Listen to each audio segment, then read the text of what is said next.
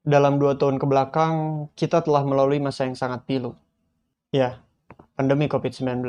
Pandemic is a word that if Ratusan juta orang terinfeksi virus, menyebabkan 6 juta orang di seluruh dunia meninggal. Terjadi kekacauan di mana-mana. Banyak usaha yang ditutup. Dampak yang ditimbulnya pun tidak main-main. Kasus ini sangat berimpact dari segi ekonomi, kesehatan, bahkan hingga politik sekalipun. There are new COVID-19 cases in North Texas. And it is spreading fast. Declaring Hal a tersebut state disaster. seakan dunia menampar kita, hingga membuat kita berpikir ulang. Dallas County will move to Akankah a di masa safer yang home mendatang order. akan ada sebuah peristiwa yang lebih mengerikan daripada ini? Selamat datang di konten beban pikiran.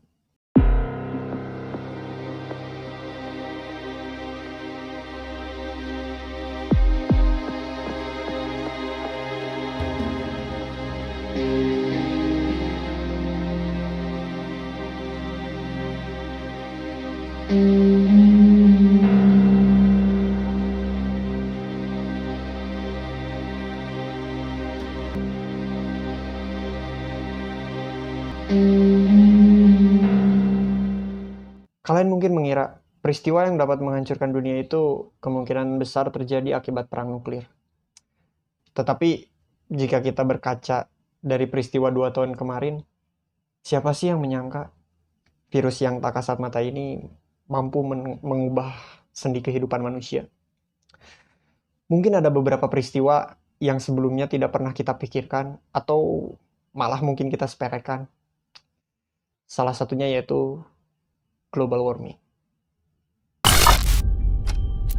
Right now, we're facing a man-made disaster of global scale, our greatest threat in thousands of years, climate change. Diprediksi tahun 2040, sebagian dataran akan tenggelam akibat es yang mencair di benua Antartika. Dalam 25 hingga 100 tahun yang akan datang, cuaca ekstrim ini akan sangat sering terjadi. Dan kelangkaan air terjadi di mana-mana. Bahkan ya, udara ini tuh udah nggak dapat lagi kita hirup. Karena ya polusi yang makin memburuk, menjadikan bumi ini menjadi tak layak lagi untuk dihuni. Jika kalian sering menonton atau misalnya pernah menonton film-film distopia, kalian mungkin pernah mendengar film yang berjudul Interstellar ini. Nah, di film ini menceritakan tentang kondisi bumi yang udah nggak layak lagi untuk dihuni.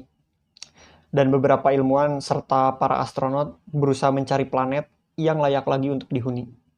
Nah, jika kita membiarkan ini terjadi, mungkin gak sih di masa depan hal ini akan benar-benar terjadi pada dunia kita? Some air pollution comes from natural sources like volcanic eruptions, wildfires, or allergens. But most air pollution results from human activities, such as energy use and agriculture.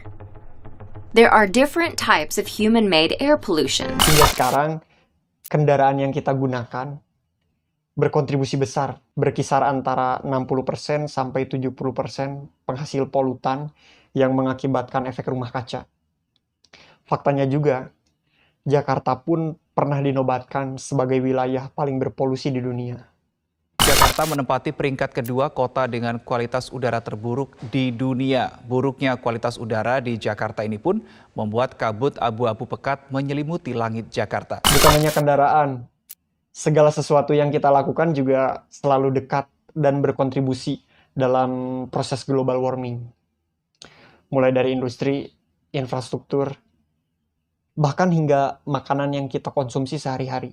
Betapa mengerikannya masa yang akan datang. Coba kita tarik benang merah dari suatu peristiwa yang lalu, supaya mengetahui awal pengaruh yang luar biasa ini yang akan berdampak pada kehidupan kita di masa yang akan datang.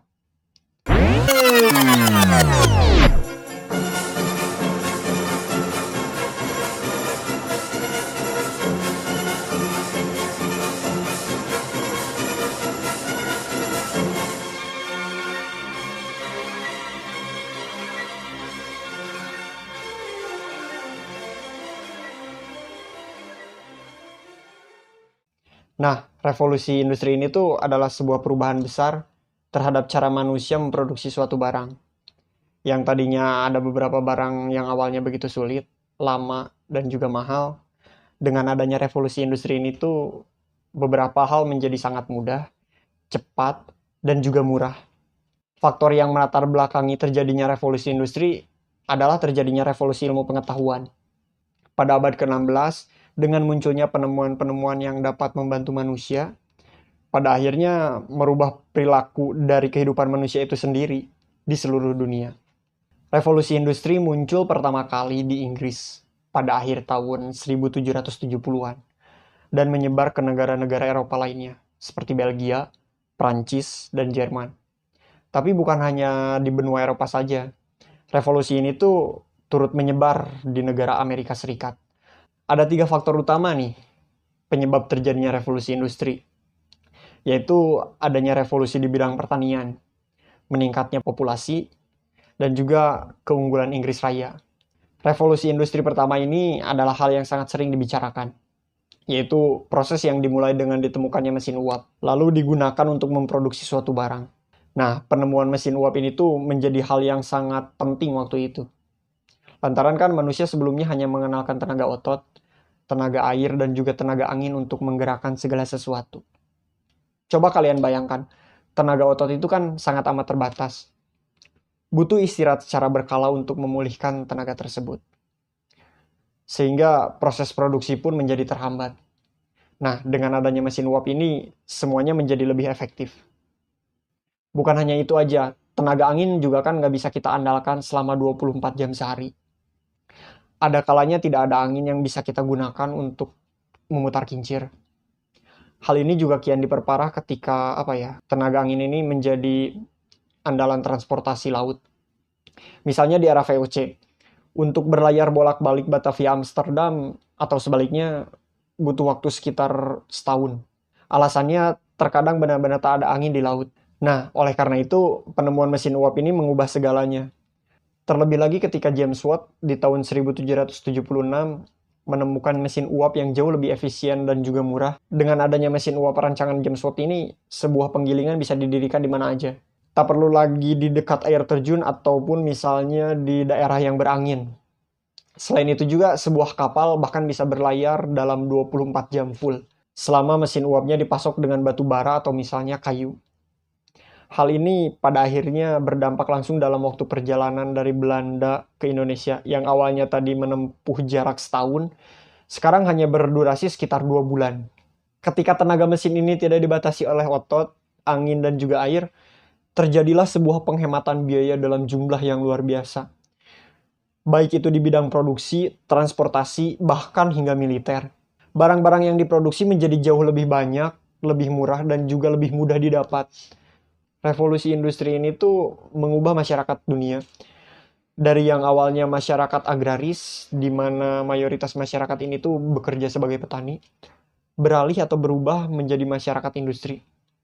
Hal ini pun mengubah kelangkaan tenaga kerja yang semula mendominasi manusia dalam berlayar, juga dalam memproduksi suatu barang. Karena kan tenaga yang digunakan udah nggak dipasok lagi oleh otot, angin, atau air, melainkan oleh tenaga mesin uap ini kan, yang jauh lebih kuat dan juga fleksibel. Artinya mendadak semua tenaga manusia tersebut tuh menjadi bebas. Mereka bisa dipekerjakan di bidang yang lain. Revolusi industri ini tuh mempunyai dampak yang positif bagi kehidupan perekonomian dunia. Sebab kan adanya revolusi industri ini membuat harga jauh lebih murah dan juga pekerjaan-pekerjaan menjadi ringan. Tetapi dengan semakin banyaknya pabrik-pabrik yang dibangun, semakin tinggi pula pencemaran dan tingkat polusi yang ditimbulkan. Justru sebenarnya kita yang mempercepat dunia ini menuju kehancuran. Ini gue ada data kenaikan global sejak sekitar tahun 1800-an, meningkat 2 kali lebih cepat daripada periode sebelumnya. Kenaikan CO2 dunia sejak tahun 2000 juga 10 kali lebih tinggi dibandingkan kenaikan selama 800.000 tahun, di mana kenaikan CO2 ini tuh sebanding dengan kenaikan suhu. Sebenarnya pemerintah di seluruh dunia juga nggak hanya diam aja. Pada 12 Desember 2015, ditandatanganinya sebuah Paris Agreement oleh 197 negara. Ini tuh hampir semua negara di dunia.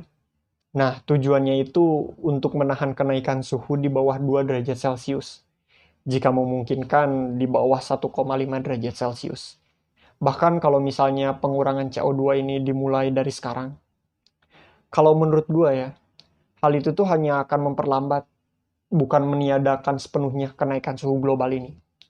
Jadi, tentang apa yang telah diramalkan 2050 hingga 2100, ya kemungkinan dapat terjadi. Kita akan mati secara perlahan akibat dari perilaku kehidupan kita sendiri. Ya, untuk mencegah hal ini terjadi, kita bukan hanya sekadar untuk mengurangi ataupun menghemat. Jika gua boleh berpendapat nih ya, sebaiknya untuk mencegah hal ini terjadi, kita harus memulai revolusi ke arah lain. Seperti layaknya revolusi yang tadi kita bahas tentang revolusi industri ini. Mencari inovasi lain untuk menghentikan penggunaan batu bara atau bahan bakar fosil atau semacamnya. Ya memang itu bukanlah hal yang mudah. Perlu waktu dan juga segala hal untuk membuat inovasi pengganti bahan bakar tersebut. Karena pada hakikatnya manusia dapat berevolusi dikarenakan ada suatu manfaat yang lebih. Gimana ya? Gue juga gak munafik gitu. Maksudnya ketika gue membahas tentang global warming ini, apakah menjadikan gue untuk berhenti menggunakan kendaraan bermotor? Ya jelas enggak. Karena kita kan tidak akan pernah lepas dari ketergantungan suatu hal. Selama itu masih sangat bermanfaat atau menguntungkan bagi kita. Justru ini nih maksud gue. Ini adalah tantangan kita ke depannya. Bukan hanya sekedar atau mengurangi, tetapi lebih besar dari ini, kita harus mencari penggantinya. Bukan hanya sekadar ramah lingkungan, namun dari segi produktivitas, efisiensi juga sebanding, bahkan melampaui apa yang kita dapatkan sekarang. Itu aja mungkin ya pembahasan gue kali ini. Ya, betapa mengerikannya ya masa yang akan datang. Justru, ya kita sendirilah yang menjemput akhir dari dunia ini. Semoga apa yang gue bahas bermanfaat karena ya kalian tahu lah. Maksudnya masalah pemanasan global ini tuh sama sekali tidak menjadi topik yang sering dibicarakan orang. Ya mungkin ada, cuman gak banyak kan. Ya udahlah. Sampai jumpa di konten selanjutnya. See you.